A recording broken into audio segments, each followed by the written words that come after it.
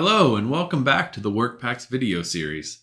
I'm Aaron Wortman and today we're going to talk about the advantages of using what we call project views in WorkPacks.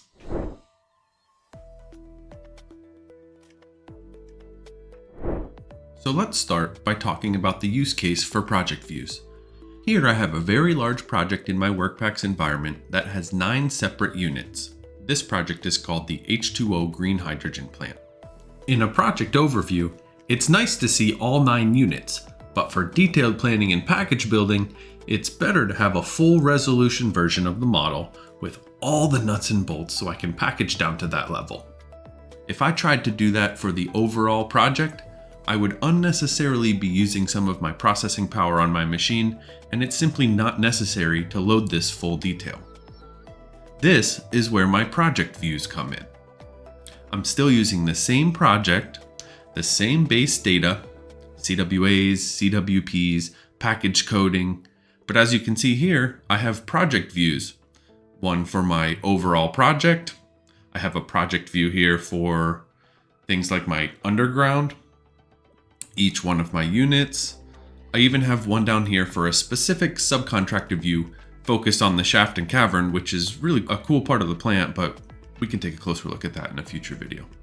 As I switch from one project view to the next, if I go to my 2D view, you see the overall plant view versus something like the 2000 unit where I'm getting a zoomed in view. And if I flip back and forth, you can really see this portion here of the project, the compressor, dryer, and deoxidizer. I can zoom in because I've loaded in a separate 2D plot plan with my markup to equate to those CWAs in that project scope. Similarly, if I go to my 3D model, the same concept is true. Here is where I'm loading a zoomed out view of the entire model, but for my detailed planning, I only want to look at a specific area that allows me to achieve that deeper level of granularity down to the nuts and bolts level for some of my structures and my piping and to do the detailed work packaging on this project. Keep in mind that these project views are user defined, and so if there's a project definition that works better for you, you can go ahead and create that.